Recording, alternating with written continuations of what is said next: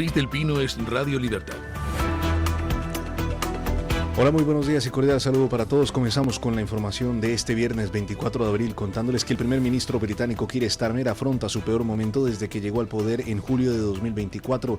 El escándalo de Peter Mandelson, designado embajador en Washington pese a aparecer en los archivos de Epstein y no superar los controles de seguridad, ha dinamitado su autoridad. Un diputado laborista dijo esta semana en televisión que nadie espera razonablemente que el primer ministro lleve el partido a las próximas elecciones. Las municipales del 7 de mayo serán el momento clave. Si los resultados son tan malos como auguran las encuestas, sus propios compañeros de partido podrían forzar su salida. Starmer sería así el sexto primer ministro británico en 7 años, exactamente lo contrario de la estabilidad que prometió cuando ganó las elecciones.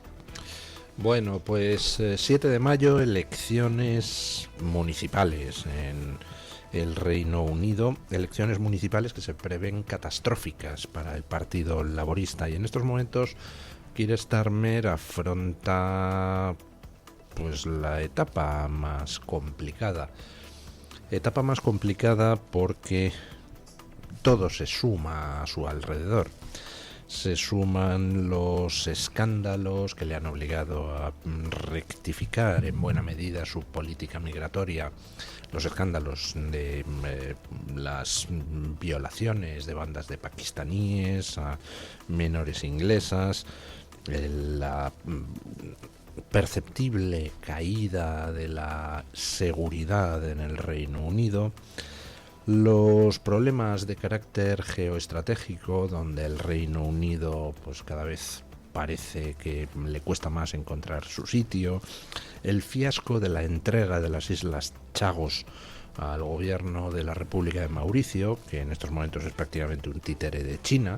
Se ha visto Keir Starmer forzado por Estados Unidos a cancelar esa transferencia de soberanía. Y a todo eso se le suma el hecho de que la liberación de los papeles de Epstein permitió comprobar cómo un reputado líder laborista, Peter Mandelson, pues aparecía en esos papeles de Epstein aprovechándose económicamente del tráfico de información privilegiada, dando información privilegiada a Epstein para que, a su vez Epstein le hiciera otros favores, y todos ellos, pues con esa información privilegiada, hacían dinero. Resulta que Peter Mandelson se ha sabido que fue nombrado embajador en Estados Unidos por Keir Starmer a pesar de no pasar los controles de seguridad de los servicios de información británicos, con lo cual pues todo ha estallado alrededor de Keir Starmer. Keir Starmer trata de echar balones fuera, trata de echar la culpa a subordinados sobre el hecho de que se nombrara al amigo de Epstein como embajador en Washington. Y bueno, pues ha habido ya comparecencias que no dejan en buen lugar a Keir Starmer, y la semana que viene se espera que continúen. Y todo esto, como digo, en los prolegómenos de unas elecciones municipales el 7 de mayo que podrían significar para el Partido Laborista la pérdida de buena parte del poder. Estamos hablando de que el Partido Laborista, con el 30 y poquito % de los votos, se hizo con una mayoría absolutísima en la Cámara de los Comunes inglesa hace menos de 2 años. Hace menos de 2 años Keir Starmer arrasaba en términos de escaños en las elecciones, y ahora pues prácticamente está desahuciado. Y si Keir Starmer se ve obligado a tirar la toalla porque su partido le obligue después del 7 de mayo, el Reino Unido tendría que elegir a su sexto primer ministro en 7 años. O sea, la inestabilidad es ya la norma en el Reino Unido. Bueno, vamos a ver qué es lo que sucede, pero no pintan bien las cosas para Keir Starmer, no pintan bien las cosas, por tanto, para el laborismo. Ya pues se perdería uno de los pocos países que en estos momentos, los pocos países de una cierta importancia que en estos momentos están gobernados por lo que antaño era socialdemocracia y ahora no se sabe muy bien lo que es. Y sería también un palo para esa especie de entente europea anti-Trump, formada por Inglaterra, Francia, Alemania. Hablando de Trump, ayer se produjo otra reunión cara a cara entre Israel y Líbano. Hay que recordar que nunca habían negociado cara a cara Israel y Líbano. La reunión que hubo el otro día fue histórica y la de ayer pues es la segunda reunión que se celebra, y esta vez estando presentes tanto el presidente americano como el vicepresidente Vance como los embajadores estadounidenses en Israel y Líbano. Y lo que se acordó en esa reunión de la Casa Blanca pues es que Estados Unidos se va a implicar más en la pacificación del Líbano y que se va a prolongar el alto el fuego de momento otras 3 semanas.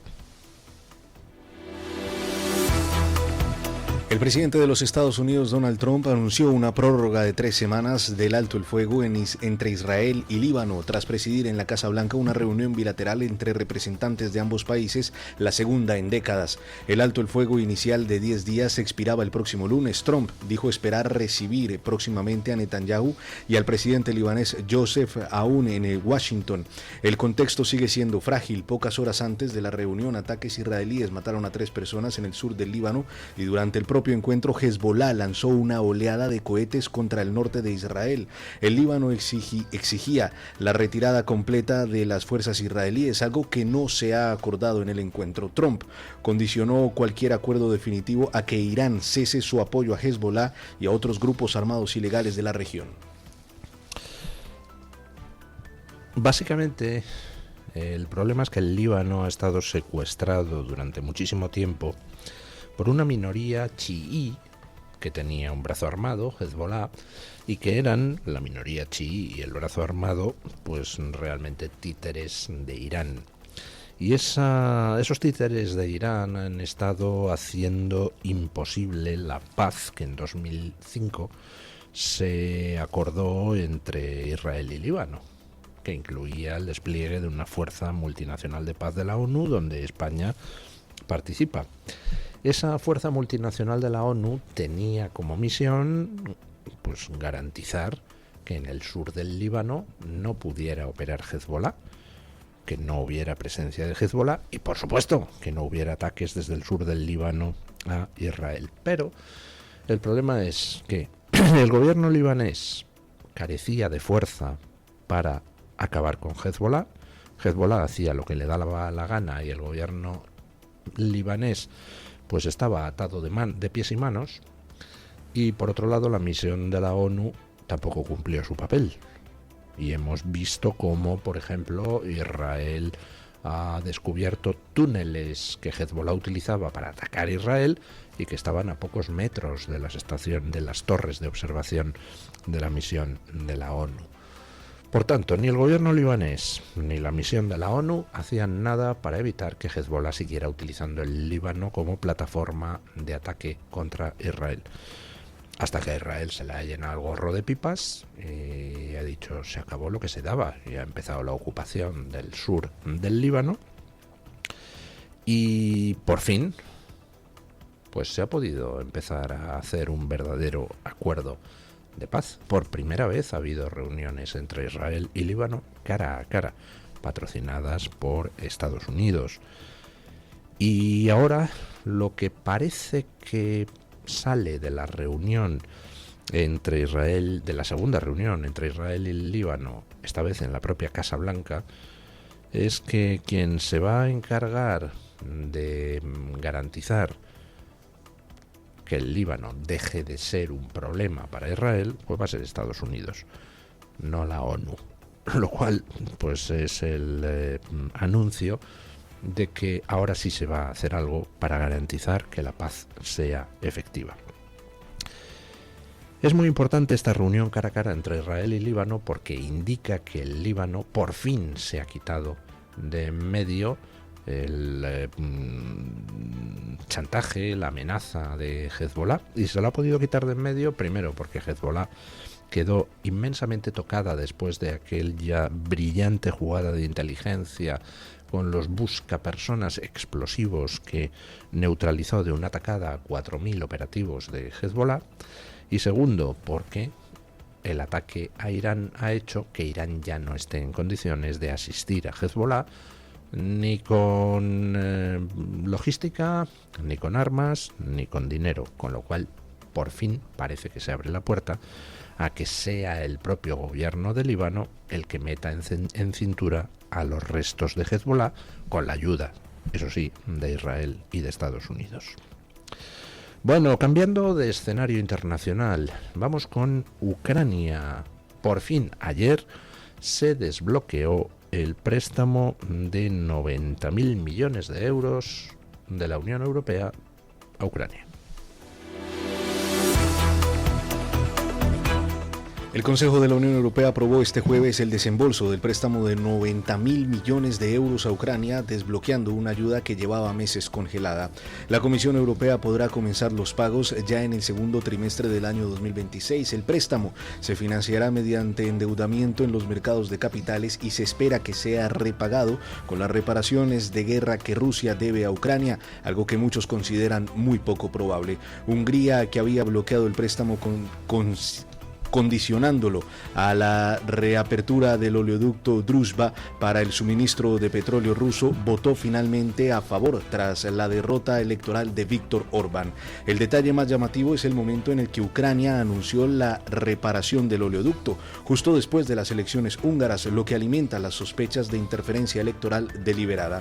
Chequia y Eslovaquia optaron por no sumarse al préstamo mediante una cláusula de exclusión voluntaria. Básicamente, quien ha aprobado el préstamo al final en nombre de Hungría es Orbán.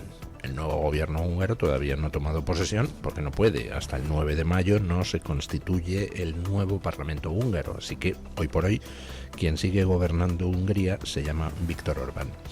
Y Viktor Orbán había puesto dos condiciones para poder aprobar ese préstamo a Ucrania. Primero, la reanudación del flujo de hidrocarburos por el oleoducto que a través de Ucrania llega desde Rusia a Hungría y a Eslovaquia, y segundo, que le permitieran a Hungría no sumarse al préstamo, es decir, no participar en poner dinero para el préstamo. Bueno, pues al final resulta que ambas condiciones se han cumplido. Se ha restaurado el flujo de hidrocarburos por el oleoducto que pasa por Ucrania. Sorprendentemente, Ucrania lo pudo arreglar después de las elecciones en Hungría. Qué cosas, antes no podía, era muy complicado, parece. Y segundo, al final la Unión Europea ha aceptado que Hungría, que Chequia y que Eslovaquia no participen en el préstamo. El préstamo se hará, pero Hungría, Chequia y Eslovaquia no van a poner un euro para participar en ese préstamo.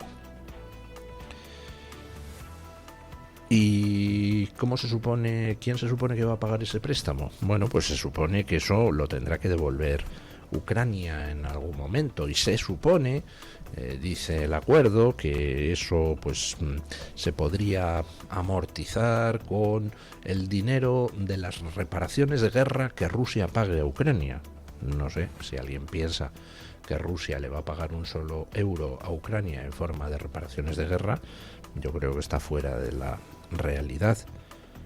Hay una serie de activos rusos congelados en Bruselas, pero ya saben ustedes que el propio gobierno belga se negó a entregar esos activos rusos porque dijo que luego a quien le van a pedir cuentas es a Bélgica, y que Bélgica no piensa pagar la factura.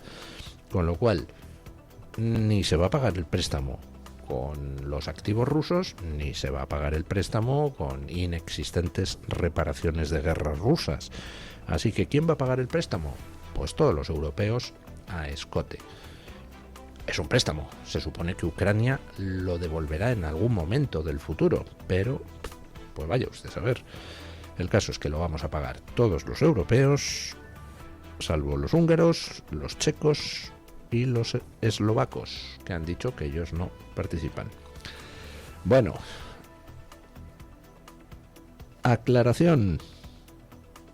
Resolución definitiva de la Junta Electoral Central sobre La votación con DNI electrónico no se va a poder utilizar en las elecciones andaluzas. La Junta Electoral Central ratificó este 23 de abril que el DNI digital no podrá usarse para identificar a los votantes en las elecciones andaluzas del 17 de mayo, al no garantizar con suficiente seguridad el control de identidad. La resolución valida la investigación del debate que demostró en un video viral que las aplicaciones Mi DNI y Mi DGT del gobierno permitían falsear la identidad para votar, algo que varios ministros tacharon en su momento de bulo. La gravedad del asunto es mayor de lo que parece. El gobierno solicitó desde el 2023 que la Junta Electoral Central validara estas aplicaciones sabiendo que no cumplían la normativa europea de seguridad digital, ocultando la vulnerabilidad en 8 procesos electorales. Expertos en seguridad digital de primer nivel europeo confirmaron que las aplicaciones están fuera de la normativa comunitaria. La oposición y la propia Junta de Andalucía fueron quienes solicitaron la suspensión del uso de ambas aplicaciones.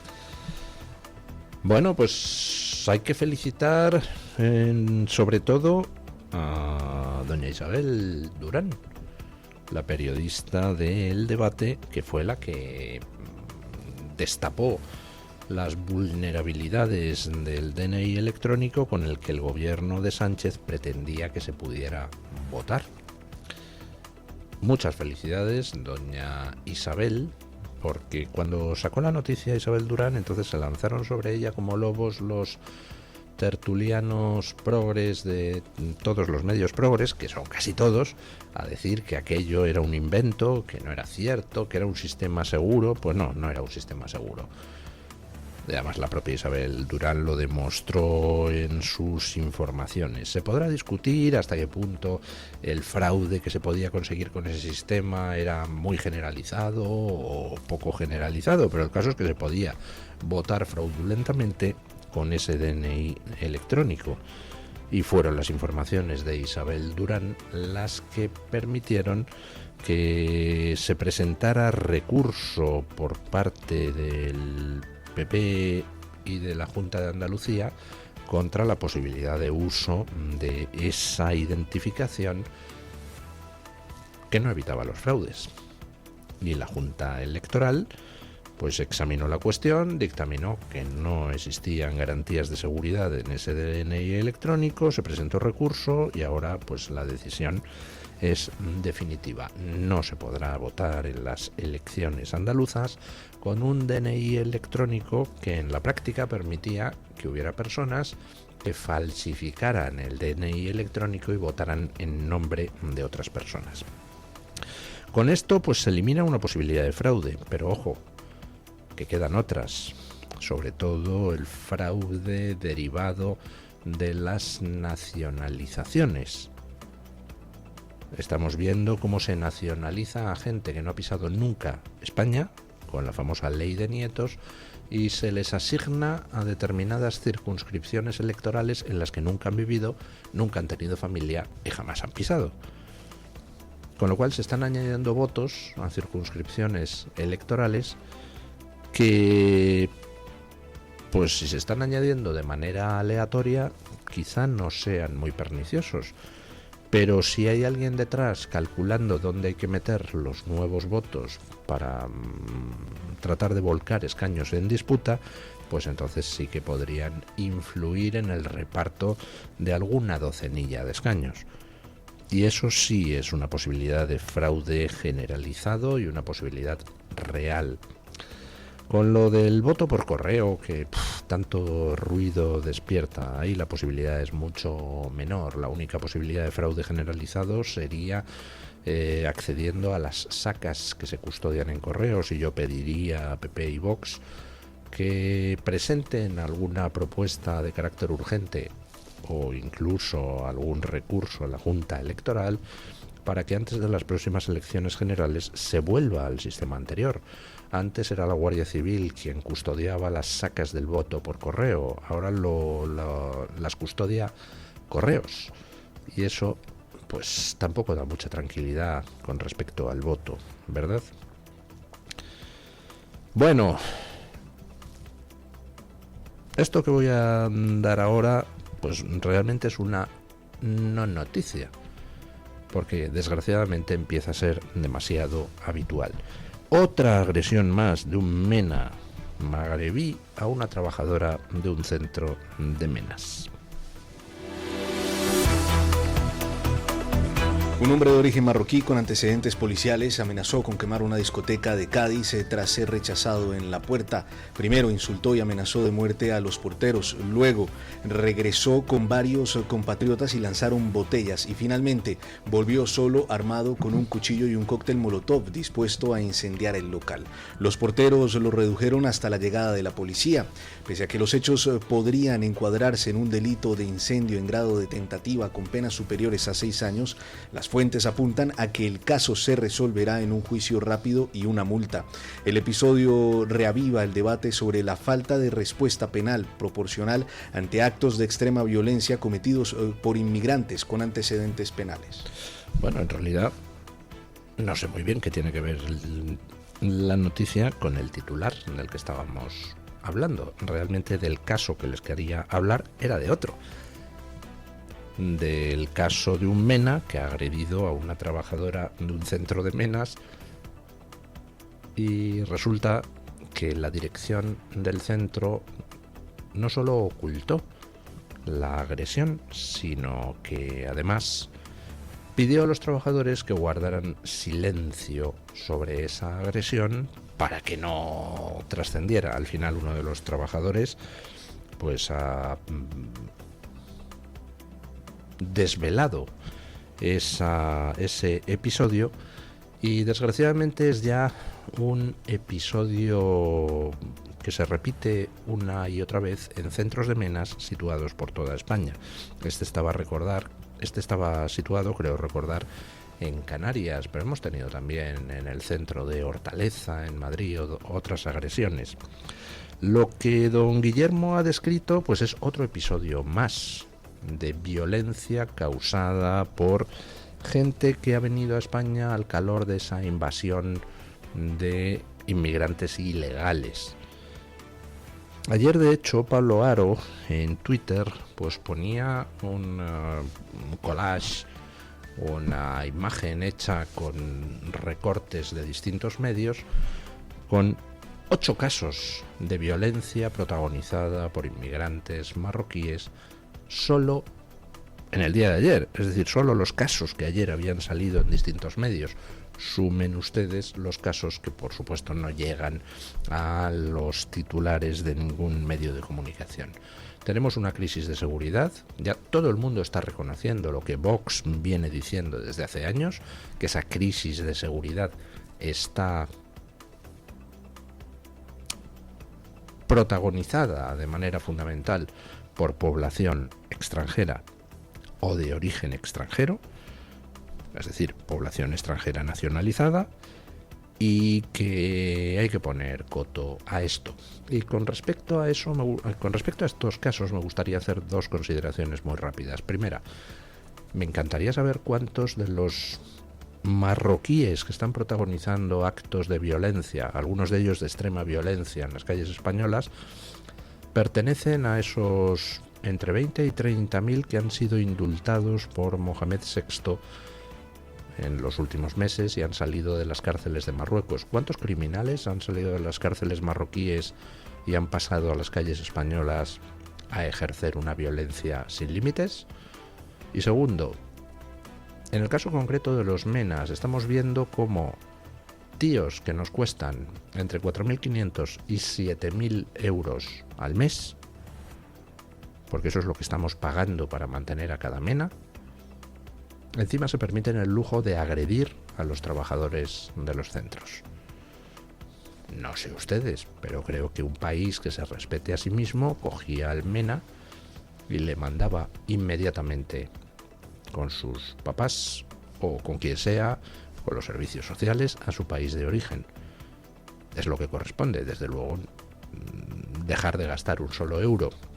Pero yo creo que además hay otra solución, aparte de la de mandar a los menas de vuelta a su país, que es hacer, mediante el oportuno cambio legal, que todos aquellos que cobran dinero por el mantenimiento de ese MENA, y en concreto las ONGs que se encargan, se supone, de la tutela, sean responsables civiles de todo lo que el MENA haga. Pongan ustedes eso en la ley y verán cómo se acaba el tráfico de menas mañana mismo. Bueno, vamos con la noticia de interés general del Banco de Santander con doña Carmen Carbonell.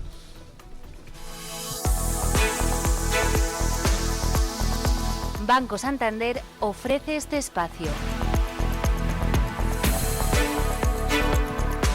Alemania ha presentado su primera estrategia militar integral desde el año 1945, tras la Segunda Guerra Mundial, con la que pretende convertir a su ejército federal en la fuerza más poderosa de Europa. El plan prevé ampliar el personal activo hasta los 260.000 efectivos y elevar la reserva a más de 200.000 militares, además de reforzar 6 áreas clave. Pretende aumentar el número de armas de largo alcance, la defensa antiaérea, la digitalización y hacer un programa específico de preparación ante una posible crisis. El Ejecutivo alemán quiere reforzar su ejército con una fuerte inversión en tecnología a través de inteligencia artificial, robótica, computación cuántica y el análisis de datos.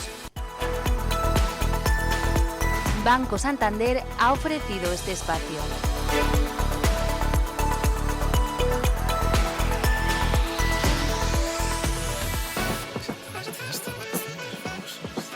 Oye, eso de que el Santander me da hasta 400 pavos solo por mi nómina y 2 recibos, ¿es de verdad? Tal cual, 400 euros si traes tu nómina y 2 recibos al Santander. Me renta. ¿Y aún hay tiempo? ¿Dónde veo las condiciones? Hasta el 10 de junio de 2026. El importe está sujeto a retención según la normativa fiscal vigente y tienes todo en bancosantander.es. Vale, pues hoy me nomino. Es el momento. Santander.